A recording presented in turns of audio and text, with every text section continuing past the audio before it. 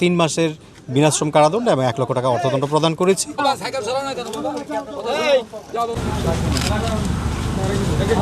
যশোরে বিভিন্ন বহুজাতিক কোম্পানির লোগো ব্যবহার করে পণ্য উৎপাদনের অভিযোগে 2টি প্রতিষ্ঠানকে জরিমানা করেছেন ভ্রাম্যমাণ আদালত। এ ঘটনায় ওই প্রতিষ্ঠানগুলোর মালিকদের ভিন্ন মেয়াদে সাজা দেওয়া হয়েছে। বুধবার দুপুরে যশোর সদরের উপশহর এলাকার হীরা প্লাস্টিক ও RSY কেমিক্যাল নামের প্রতিষ্ঠানে এই অভিযান চালানো হয়। তো আমরা গোপন তথ্যের ভিত্তিতে জানতে পারি যে এই উপশহরের এই জায়গায়, এই লোকেশনে, ঈদগাহ মাঠের পিছনে আপনার ভেজাল 2টা কারখানার সন্ধান আছে, যেখানে কিনা অবৈধ প্রোডাক্ট লাইক আপনার হারপিক, ভেক্সল, যেগুলো আমাদের নিত্য যে প্রসাধনী, যেগুলো আমরা বিভিন্ন কাজে ব্যবহার করি আমাদের বাসা বাড়িতে, সেগুলোর কোনো ধরনের অনুমোদন এবং কোনো ধরনের লাইসেন্স ছাড়া সেগুলো ব্যবহার করা হয়।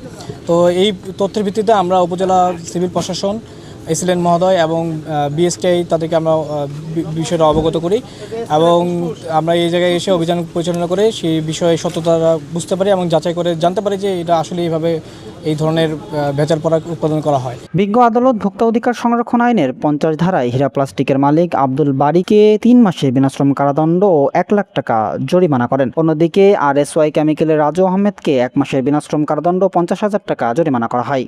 এটা আমরা এসে সত্যতা পাই এবং বিপুল পরিমাণ আমরা এই অবৈধ উৎপাদিত দ্রব্যাদি আমরা জব্দ করি এবং এখানে যে 2 জনকে আমরা পাইলাম, 2টা প্রতিষ্ঠানের স্বত্বাধিকারী, আব্দুল বারী, তাকে আমরা 3 মাসের বিনাশ্রম কারাদণ্ড এবং 1 লক্ষ টাকা অর্থদণ্ড প্রদান করেছি এবং রাজু ট্রেডার্সের রাজু, সে শুধু ব্রিক্সল তৈরি করে, তার অপরাধের ভিত্তিতে আমরা তাকে 1 মাসের বিনাশ্রম কারাদণ্ড এবং 50,000 টাকা অর্থদণ্ড প্রদান করেছি। এটা উভয়ই ভোক্তা অধিকার সংরক্ষণ আইনে তাদেরকে আমরা আইনের আওতায় নিয়ে এসেছি। যারা প্রতারিত হয় তারা অধিকাংশই না জেনে না বুঝে তারা ক্রয় করে। তো এই কারণেই কিন্তু আমাদের এই কর্তৃপক্ষের তদারকি, ভোক্তা তো অনেকেই অনেক রকমের ভুল করে কিনে, এই কারণেই তো এই পণ্যগুলো চলছে, তা না হলে তো আর এই পণ্যগুলো আমাদের বাজারে চলতো না। কিন্তু তারা হয়তো বা ভুল করে না জেনে তারা ক্রয় করছে। আমরা তদারকি করছি ভোক্তা পর্যায়ে এবং যারা খুচরা বিক্রেতা আছে তাদের বিরুদ্ধে আমরা অ্যাকশনে যাব ইনশাল্লাহ অবশ্যই, এবং এটা তদারকি পর্যায়ে আছে। দোষী ব্যক্তিরা বিভিন্ন ব্র্যান্ডের লোগো বসিয়ে Vixol, Harpic, handwash, first wash, tiles putting, glass cleaner সহ বিভিন্ন স্যানিটারি পণ্য প্রক্রিয়াজাত ও উৎপাদন করে বাজারজাত করত। ভিক্সল তৈরি করা হয় আর হচ্ছে টাইলস পুটিং, এই দুইটাই হচ্ছে আর হচ্ছে ড্যাম অফ আর বাকিগুলো হচ্ছে বিক্রি দিয়ে গেছে। এখানে দোকানে যেভাবে বিক্রি করা হয় না, এখানে দিয়ে গেছে ওইভাবেই বিক্রি করা হয়।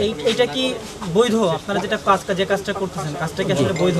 এখন দোকানে যেভাবে দিয়ে যায়, বুঝছেন, দোকানদাররা যেভাবে কেনেন, উৎপাদন যেগুলো করতেছেন এগুলো কি নিয়ম মেনে উৎপাদন হচ্ছে? আমাদের এই অ্যাসিডের লাইসেন্স আছে, বিক্রির, ব্যবহারিক এবং বিক্রির লাইসেন্স। উৎপাদনের লাইসেন্স না ওইভাবে।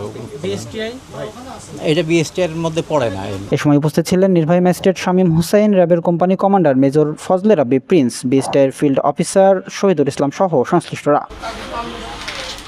সুবর্ণভূমি ডেস্ক, যশোর।